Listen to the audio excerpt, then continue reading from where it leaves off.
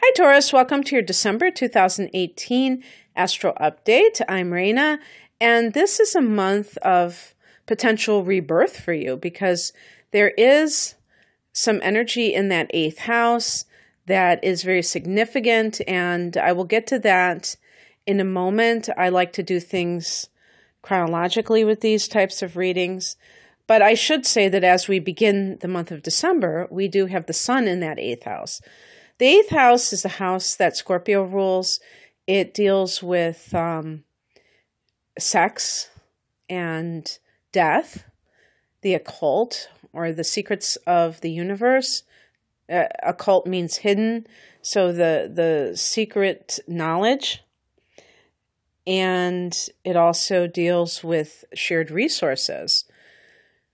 So activity in this house can always be about inheritances, or if your partner has received an inheritance or gotten a raise or something where they are dealing with a financial gain through something, then you benefit by association with that person. But if this is just you directly, this could be about receiving even like a financial gift, but inheritance, it's also because of the death angle. And it could be a loan, so resources that you don't earn by your work directly. But the other thing too with the sun here, something to do with the father and these issues. If your father has passed on and you are realizing something, or perhaps realizing something about him, the sun can just bring healing. And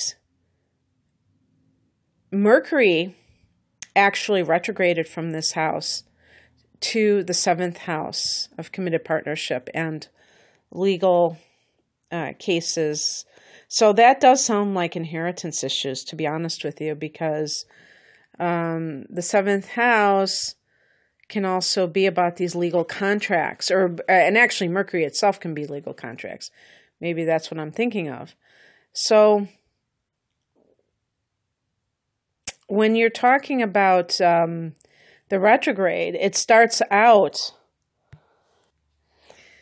retrograding from that 8th house. So some kind of misunderstanding, or like if it's a probate situation, something is awry and has to be done, dealt with legally. Maybe you thought everything had already been set. I would say, yeah, something, it may have even been like 6 months ago, and you thought everything was all set to go, and then you find out that there was something wrong, or other things that you didn't realize. I'm talking about specifically an estate issue. And even if you're like divorcing, this could be like shared resources, where you're kind of going through all of your things and deciding who gets what. And yeah, so that's happening. And this can also be some kind of an issue with a partner. Maybe you did have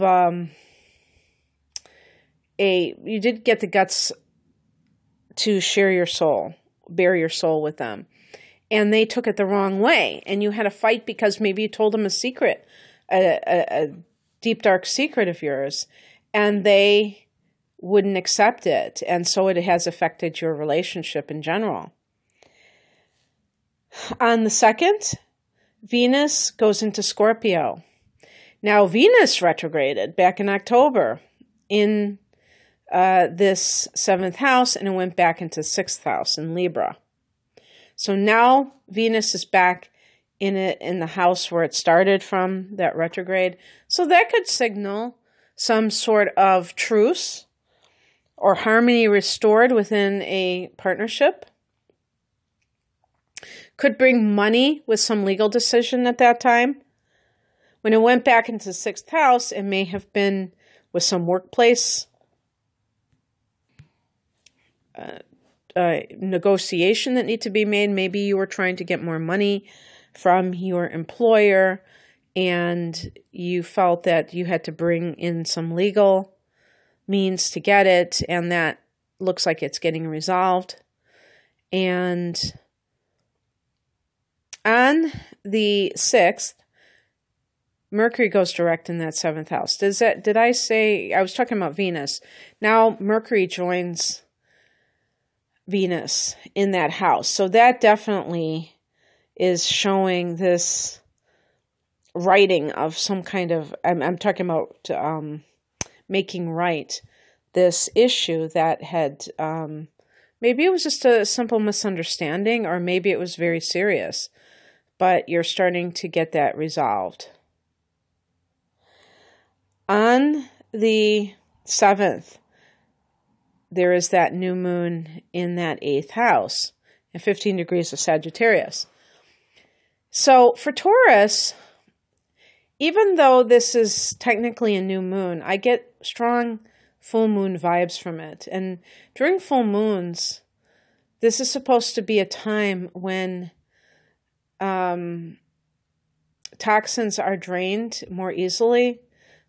Some cultures do purification rituals, or some, I was part of a group and they were talking about, I think they even did it like 3 days before the new moon or full moon, but also at the new moon, they were doing things like that too. But from what I've read, the full moon is the greatest time for that. But what I'm trying to say here is that even though this is a new moon, you may be feeling this sense of purging.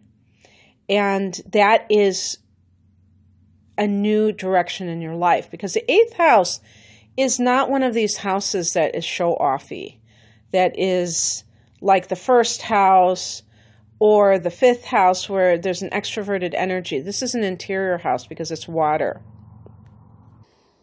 And with the 8th house is shadow work and looking at what lies beneath the surface, what needs to come up and be detoxed from one's life.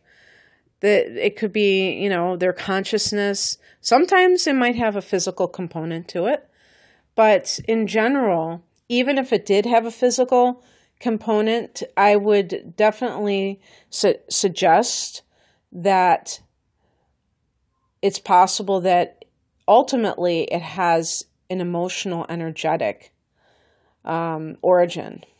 I don't believe that a lot of physical things going on in our life are just coming from matter, they're derived from matter. I think the subtler realms always are the beginning point of anything.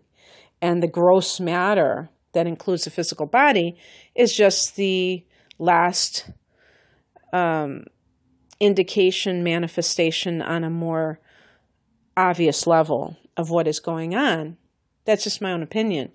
But you may kind of work with all of this stuff. And I'm not saying that this is going to even be something that you're conscious of.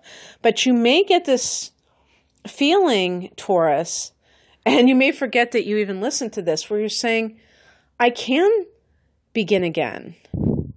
I can shed my old skin. I can emerge new and improved, a new improved version of myself. Sometimes Taurus gets stuck in this mindset of whatever is going on right now. I get it. I have Taurus rising. I get it. It's like we tend to really cling to the physical dimension, not only because Taurus is an earth sign, but also because Taurus is a fixed sign, and anything that Taurus decides that they like, whether it's a people or a certain brand of something or whatever, if that thing goes away, the Taurus person is not going to be a happy camper usually. Or if it's threatened to go away. And so Taurus loves the familiarity of, loves the, what's that word? Like, just loves familiarity. That's the comfort of familiarity. And for some people, seeing the same sights every day might be like maddening. And I'm sure there are Taurians maybe who have a lot of Gemini in them who are very interested in constant stimulation. But some Taurus people love that sense of constancy. And this is about your alchemy, Taurus, this 8th house. This is about transformation. And transformation, by its very nature, is all about change.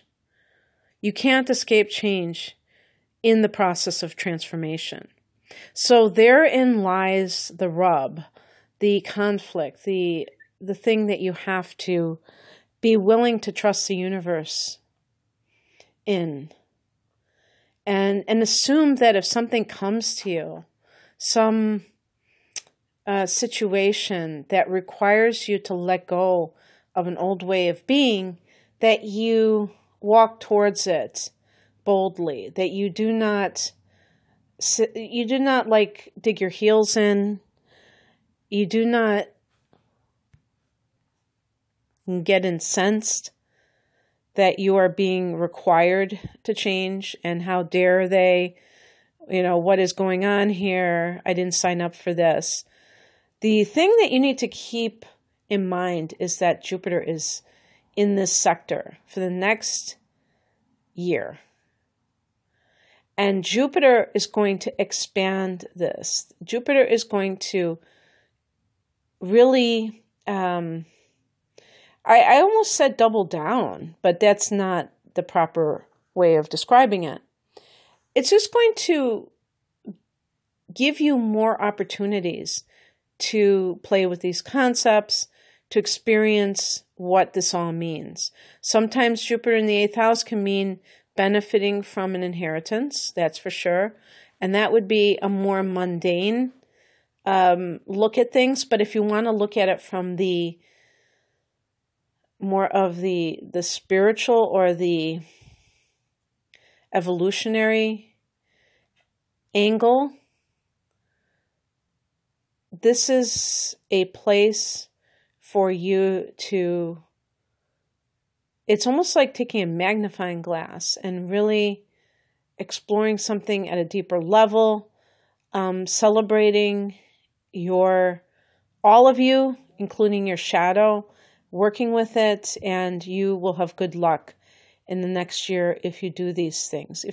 And in the 8th house, it's going to be kind of maybe hard work, in the sense that depending on where you are in your spiritual journey, you may have to face certain things about yourself, but it will all be done, I think, in a very loving way, because Jupiter is a planet that is associated with a lot of optimism and, like positivity. And so, contrasting it with Saturn being in that 8th house, which it had been for a few years until last year, Saturn is more of a boot camp type of I don't know. I never know what to call the person who's is it the sergeant or something like that? Maybe. But anyway, this is with Jupiter, it's more about being positive about your transformation. So even with this new moon here, you may feel like things are opening up for you to experience this sort of thing. Now, you may be even studying an occult topic that may come up for you, or again, with some other person's money, that it somehow creates a new beginning in your life, because now you have the funds to do certain things that you've been wanting to do. And so that's really nice. And so then on the 12th, Mercury goes into Sagittarius in that 8th house. That's where the retrograde began. So on the 25th, on Christmas Day, Mercury will actually be back to the degree it was when it retrograded, or the degree after that. And that is fully out of its shadow. But this is just resolving whatever the misunderstanding or review that had to take place for some reason. On the 21st, the sun goes into Capricorn, and this is the solstice time, 9th house. What a great place for you to experience the solstice in the God house, because this is a true power period. And this is further evidenced by the fact that the very next day there's a full moon at 0 degrees of Cancer in, the opposite sign of Capricorn. So that's your 3rd house of teaching and learning, communicating. So these two, transits, one after the other, what's significant about this is that we have one of the points of the year where the seasons are changing and this is represented by cardinal sun signs. And so the sun going into Capricorn at the winter solstice in enormous northern hemisphere can, be a turning point in and of itself, but then we have this full moon that comes on the heels of that. So, obviously it's at 0 degrees because the sun has just gone into that opposite sign. But that can be very interesting from the standpoint. Now, that's a full moon, and that almost seems like a new moon to me. So it's kind of like interesting in December how everything is turned upside down. And this full moon in Cancer is in your 3rd house of communication and teaching. So learning, if you have finished a certification program, that might be indicated here. And perhaps something connected to finding out something about one of your siblings that you didn't know, or ending things with a sibling. Maybe they have crossed the line one time too many, and you said, "Okay, that's it. I'm done with this person." There are many possibilities with this. You could be finishing up a website that you want to launch fairly soon, and you're done with all of the work it took to get it all together. So anyway, this is what I have for you, Taurus. If you'd like a personal reading, my natal chart interpretations are 20% off through the end of 2018, and I have a link for that below. I wish you all the best in December. Take care. Bye.